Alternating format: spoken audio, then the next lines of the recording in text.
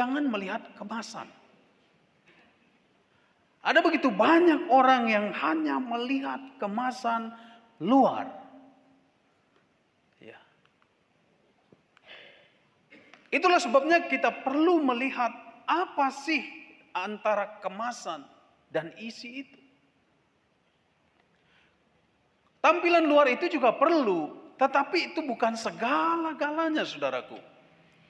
Mari kita lihat isi.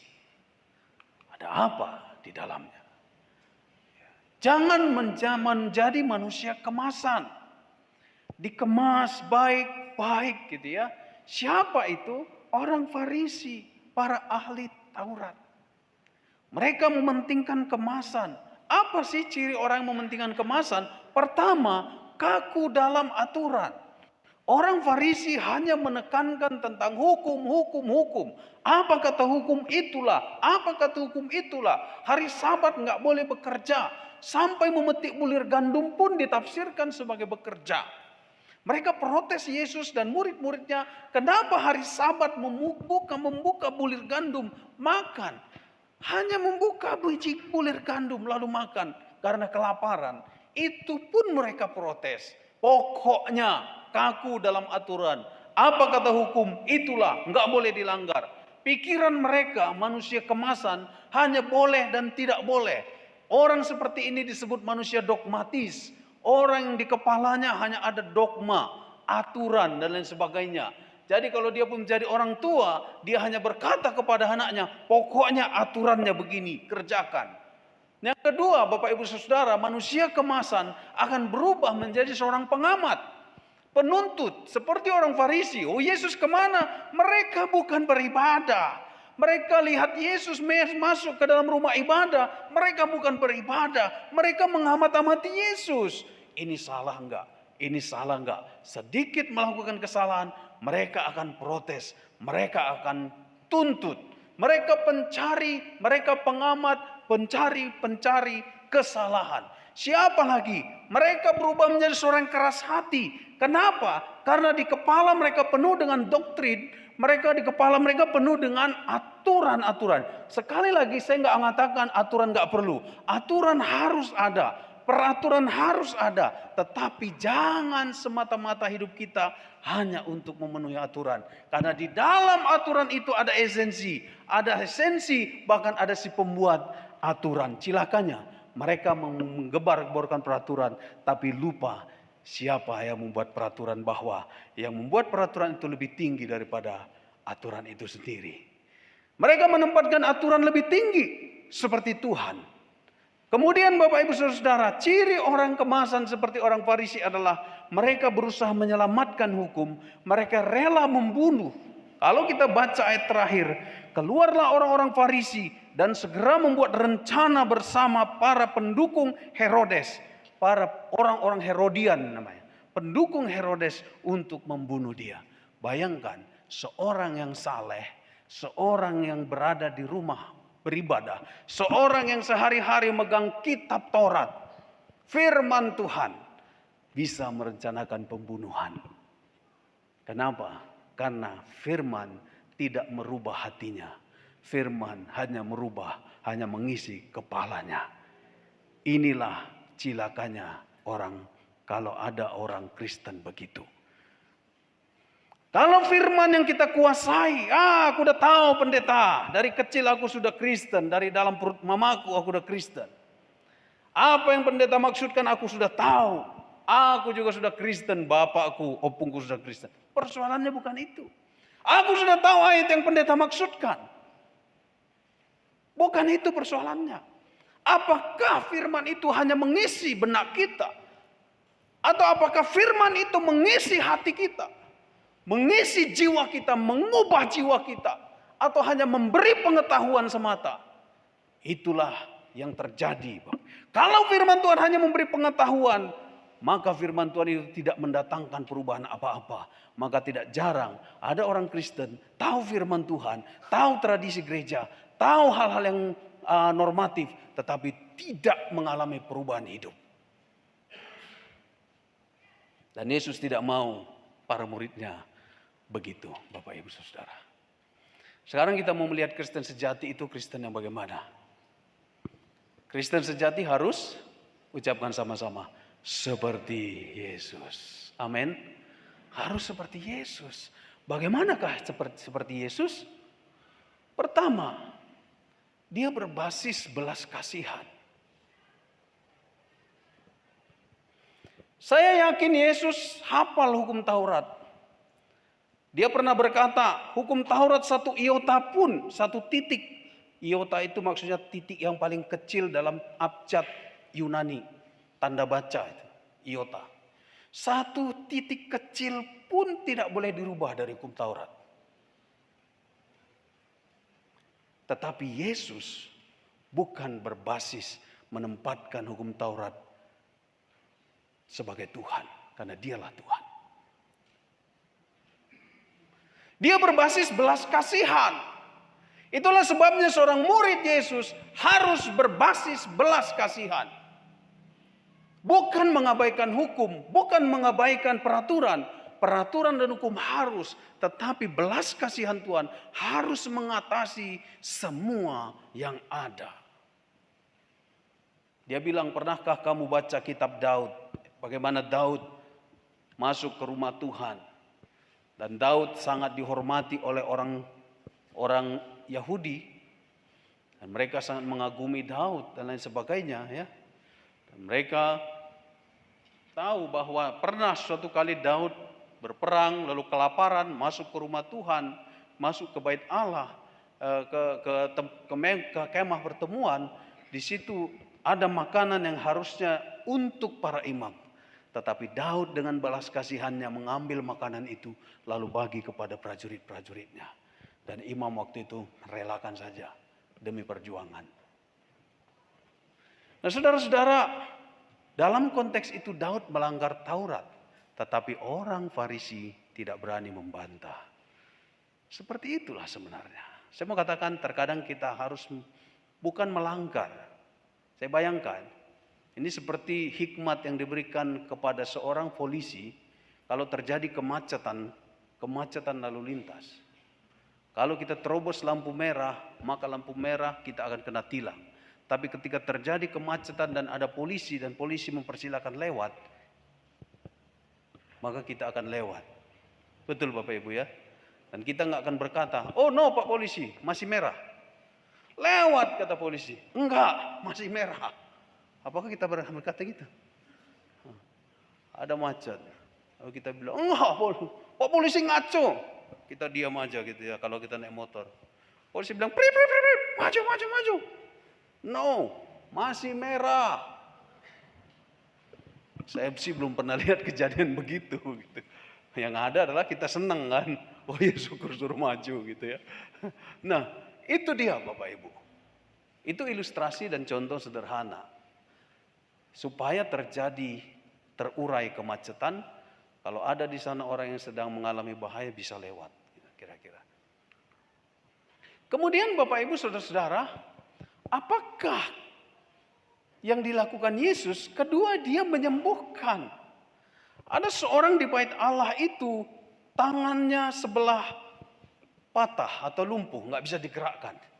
Saudara, di dalam tradisi hukum Taurat, di dalam aturan hukum Taurat kalau kita baca di dalam Imamat pasal 21, Imamat pasal 22 ayat 21, di sana dikatakan orang yang cacat badannya tidak layak mempersembahkan sesuatu ke rumah. Di samping binatang yang dipersembahkan itu pun nggak boleh cacat. Maaf kata kalau ada binatang jantan, beji pelirnya pecah, itu nggak boleh diserahkan ke rumah Tuhan. Sebenarnya esensinya Tuhan mau bilang kasihlah yang terbaik.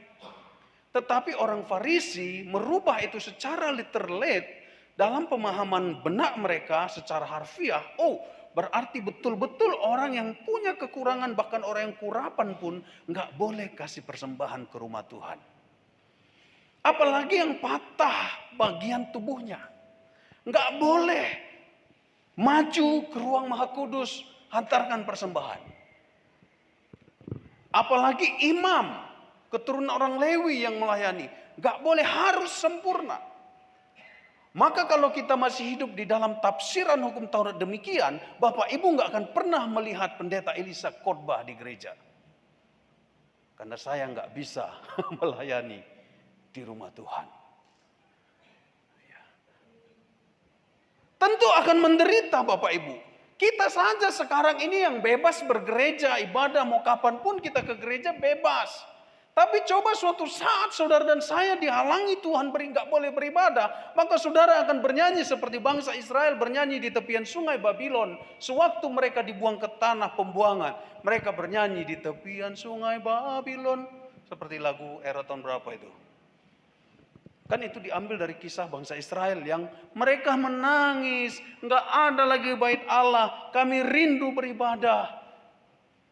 Saya lupa bahasa Inggrisnya, tapi angkatan-angkatan Amang Silaban, angkatan Pak Yakin. Pak Yakin pernah posting itu di grup. Itu kan dari Mazmur berapa itu? Pergumulan di bangsa Israel merindukan beribadah di bait Allah.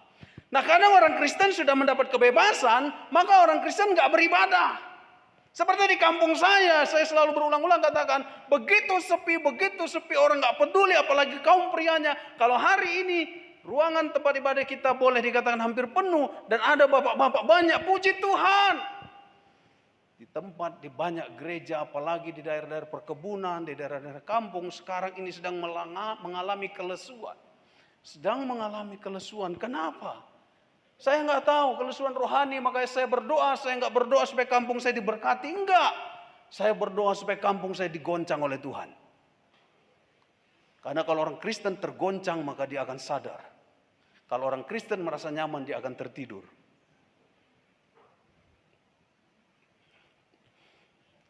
Kenapa kita pertahankan bangku gereja kita keras? Nggak punya uang pendeta? Ya mungkin. Tapi kalau bangku gereja kita terlalu empuk, Bapak Ibu tertidur. Bolehlah agak keras supaya nggak tertidur. Karena kalau sudah tertidur Bapak Ibu terlalu nyaman kekristenan, seperti di kampung kami, ekonomi maju, sawit maju, rumah semua sudah batu yang dulunya kayu, dulu atap rumbia, sekarang genteng, dulu di depan hanya ada sapi horbo, sekarang ada Pajero pun ada. Tapi gereja tetap miskin, gereja bahkan kosong. P2Mi-nya pun tak ada. Saya lihat ibadah minggu hanya beberapa bapak. Wow, ngeri. Saya bilang sama Bu Pendeta, kita pensiun pulang kampung aja lah yuk. Kita melayani lagi orang-orang yang sudah Kristen gitu ya. Tapi itu masih wacana. Ini menyedihkan dan Bapak Ibu saudara tahu, pernah mungkin saya sudah sampaikan pendetaan misionaris Korea dulu yang mengatakan gereja Korea menggebu-gebu, semarak, pagi-pagi orang sudah beribadah, sekarang mengalami kelesuan. Yang stabil itu gereja Katolik. Yang stabil naik itu sekularisme. Ateisme. Yang berkembang sekarang di Korea berdasarkan presentasi yang disampaikan oleh pendeta misionaris pada kami. Ateisme. Pemuda-pemuda sibuk sekarang memikirkan operasi plastik. Sibuk memikirkan jadi artis. Sibuk memikirkan studi dan lain sebagainya. Sekarang gereja mengalami kemunduran di Korea. Kenapa? Karena mungkin gereja sudah terjadi terlembaga dan menjadi orang-orang yang hanya mengisi pengetahuan semata, dogma semata, seperti orang-orang ahli Taurat itu. Tidak ada lagi firman yang mengubahkan kehidupan. Bahkan gereja gagal menjadi saksi. Kenapa? Habis menjadi pengkritik semua. Orang datang ke gereja, Yesus datang ke gereja, mereka hanya mengamati. Kalau ini berbuat salah. Bayangkan, ada tamu datang ke gereja. Bukannya disambut, bukannya ditanya siapa namanya, tinggal di mana, apa yang bisa kami bantu. Enggak. Ini harus dikritik sesuai enggak dengan hukum Taurat. Siapa yang akan datang? Makanya ini salah satu ayat yang mengatakan Yesus marah Bapak Ibu. Siapa bilang Tuhan itu hanya ramah dan penuh kasih? Tuhan bisa marah dan ini juga salah satu ayat mengatakan Tuhan marah. Kenapa Bapak Ibu Saudara? Karena orang hanya memikirkan kemasan. Saya nggak alergi baju cantik. Silakan baju cantik. Ya kalau nggak kita nikmati baju cantik, suami, istri, siapa lagi? Tapi jangan mementingkan luarnya saja. Harus dalamnya juga. Harus dipikirkan. Hati kita. Kita harus berubah seperti Yesus. Apa yang dilakukan Yesus? Yang pertama, Yesus penuh belas kasihan. Bapak Ibu nggak boleh kehilangan belas kasihan, baik di keluarga, baik di gereja, maupun di mana-mana. Aturan harus ada, tetapi belas kasihan harus mengatasinya. Yang kedua, apa yang Yesus lakukan di bait Allah, dia menyembuhkan. Amin. Dia menyembuhkan. Itulah sebabnya orang mengatakan Jesus is healer. Dia adalah penyembuh. Dia sembuhkan kalau dia memang mau sembuhkan. Dia nggak tunggu kolam Siloam itu menggelegak dulu baru dia sembuhkan. Dia sembuhkan dengan kuasanya. Ketika dia di bait Allah, dia sembuhkan. Itulah semangat penyembuhan Yesus. Ketika dia lihat orang yang dengan penuh kesungguhan dan tak berdaya, dia sembuhkan. Meskipun hari Sabat, dia sembuhkan. Persoalan kekristenan sekarang, belum Pak Pendeta, tunggu. Orang keburu mati dan tersandung. Bapak Ibu, makanya kalau ada yang sakit, kami usahakan langsung ke rumah sakit. Kalaupun masih terpending, nggak bisa. Kayak kemarin, Pak Silaban sakit, kita tahu. Kita mau berangkat, sudah berangkat kehujanan, nggak bisa kita tembus. Karena mobil masih di bengkel. Jadi kami kembali. Maka semampu kami akan tembus. Pernah kami masuk ke rumah sakit umum, sudah lewat waktu. Lalu kami bilang, kami mau doa Pak. Nggak bisa Bu, sudah lewat waktu besuk. Kami mau doa, kami pendeta. Dia lihat mendengar pendeta, malah dahinya berkernyit. Lalu dia bilang, tapi kalau doa jangan kuat-kuat ya, jangan ganggu orang gitu. Oh iya Pak, nggak apa-apa. Kami masuk. Ada kartu sakti juga gitu ya. Nah Bapak Ibu, kita harus seperti Yesus. Jangan hanya mau disembuhkan, kita juga harus jadi penyembuh. Katakan sama-sama, kita harus jadi penyembuh. 1, 2, 3. Kita harus jadi penyembuh. Kebiasaan kita hanya berdoa, Tuhan sembuhkan aku, sembuhkan anakku. Itu enggak masalah, itu wajar sebagai umat. Tetapi sebagai gereja kita harus bertumbuh, sebagai murid Yesus kita harus bertumbuh seperti Yesus. Bukan lagi doa kita, sembuhkan aku Tuhan. Tapi aku ingin jadi penyembuh Tuhan. Kita bukan hanya untuk sembuh, tetapi kita harus jadi penyembuh. Dalam konteks bersaksi bagi dunia dan bagi orang lain. Kita harus menjadi penyembuh Bapak Ibu. Kita juga harus marah dan berduka. Kepada siapa? Kepada orang yang keras hati. Orang yang gak mau berubah. Orang yang gak mau bertobat. Marah, berduka. Jangan bilang, gitulah Mang, anak zaman sekarang. Kayak mana lah, beda sama zaman kita dulu. Maklumi aja lah. Di satu sisi yes, metode pendekatan zaman dulu dan zaman kini berbeda. Tetapi saya mau mengatakan, kalau ada dari antara kita anaknya nggak ingat Tuhan dan kita nggak pernah marah, maka kita keterlaluan. Karena Yesus marah kepada orang yang keras hatinya. Kalau ada dari antara kita orang tua, anak kita nakal, mukul anak orang lain, siapa kita harapkan negur? Pendeta kita harapkan negur. Nanti kalau kami tegur, Bapak Ibu marah ke pendeta. Kitalah yang bisa negur. Jewer telinga anakmu. Jangan bilang, jangan begitu ya, teman ya. Ya udah, selesai. Lalu anak kita, gak apa-apa rupanya. Kasih sanksi Bapak Ibu. Dan yang paling bisa memarahi anak kita adalah kita. Betul? Bukan orang lain. Jangan tinggalkan fakta ini bahwa Yesus pun marah bukan hanya di bait Allah ketika ada orang berdagang, ketika ada orang berjualan untuk kepentingan semata. Yesus marah, dia tunggang balikkan semua belanjaan itu, perjualan itu. Tapi teks ini juga mencatat Yesus marah ketika ada orang-orang di dalam rumah ibadah dan mereka begitu keras hati, gak mau berubah dengan kebenaran firman. Saya sih berdoa kepada Tuhan, kalau ada yang Tuhan ingatkan pada saya tapi saya tidak berubah, ampuni aku Tuhan, jangan marah kepadaku. Karena Tuhan bisa marah.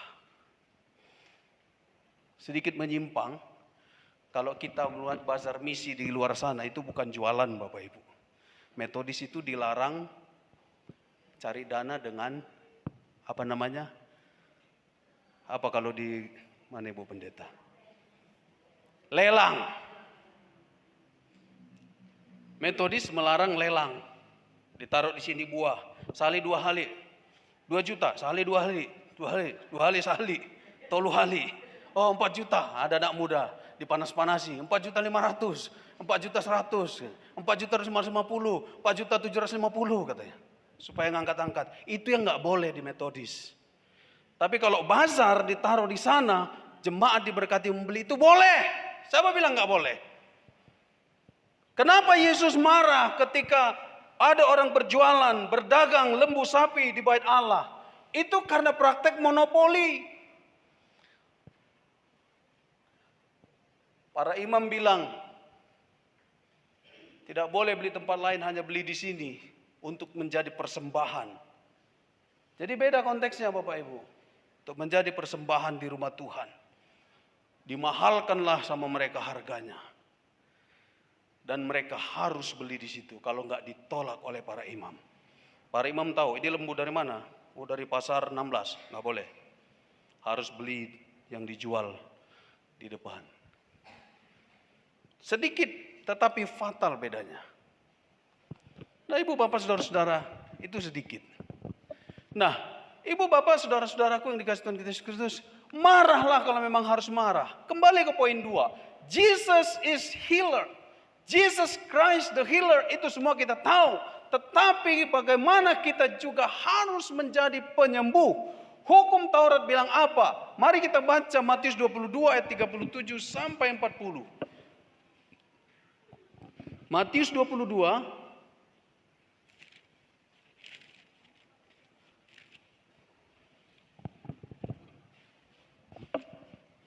Sudah dapat Kak Windy? 1, 2, 3. Dan akhirnya sesudah mereka semua. Siapakah benar ini?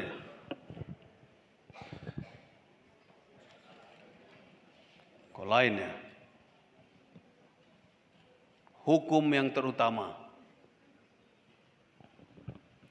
1, 2, 3. Jawab Yesus kepadanya, kasihilah Tuhan Allahmu dengan segenap hatimu dan dengan segenap jiwamu dan dengan segenap akal budimu. Itulah hukum yang terutama dan yang pertama. Dan hukum yang kedua yang sama dengan itu ialah kasihilah sesamamu manusia seperti dirimu sendiri. Next. Pada kedua hukum inilah tergantung seluruh hukum Taurat dan kitab para rasul. Jadi hukum Taurat itu sekian ribu, tapi ada gantungannya. Apa gantungannya? Hukum kasih. Orang Farisi pakai yang digantung, tetapi lupa ya gantungannya, hukum kasih. Intinya lupa. Nah ini yang nggak boleh. Orang Kristen kemasan lupa pada isinya. Lupa intinya, tetapi ingat kemasannya. Kita harus mengasihi Tuhan dan sesama dengan segenap hati, jiwa, akal budi. Justru akal budi terakhir. Bukan akal budi dulu, tetapi hati dulu. Kita harus mengasihi Tuhan. Coba ini gambar apa Bapak Ibu? Siapa bilang ini gambar memberi? Siapa bilang gambar diberi? Ini gambar diberi atau memberi? Ya? Diberi. Benar? Diberi atau memberi? Ini persoalan kita. Bagus kalau memberi. Tapi bisa juga diberi, bukan? Ini gambar orang diberi. Tetapi bisa juga memberi kasih. Saya mau katakan, sebutkan tindakan kasih kita kepada Tuhan. Kalau berdoa supaya Tuhan kasihi kita itu sering. Tapi sebagai orang percaya, orang Kristen, sebagai murid Yesus, apa kasih kita kepada Tuhan? Kalau saudara datang ke gereja hanya untuk diberi Tuhan, itu biasa. Tapi pikirkan dalam seminggu ini apa yang saudara harus beri kepada Tuhan. Ini serius. Kenapa gereja mengalami kemunduran di Korea? Karena gereja berhenti hanya di dalam gereja. Dan tidak sesuai dengan apa yang dikatakan dalam praktek. Ini gambar apa Bapak Ibu? Ya, seorang anak, seorang anak disuapi ibunya, atau seorang ibu menyuapi anaknya.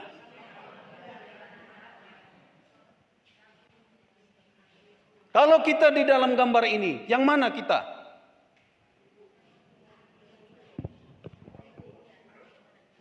Kita yang sudah puluhan tahun menjadi Kristen, yang mana kita? Kalau ada orang yang masih ingin disuapi saja, bukankah orang itu masih memakai perspektif seorang anak yang diunggu disuapi? Tapi bukankah seorang yang sudah bertumbuh di dalam imannya harus menyuapi, dan itu berarti membayar harga. Itu berarti bekerja.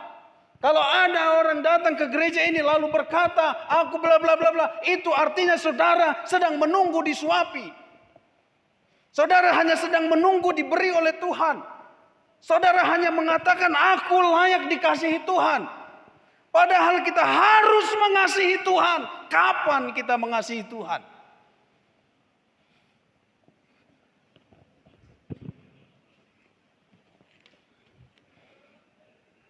Mari kita pikirkan, sebagai orang Kristen, sebutkan satu saja tindakan kasih kita kepada Tuhan. Apa yang saudara nyatakan sebagai kasih saudara kepada Tuhan?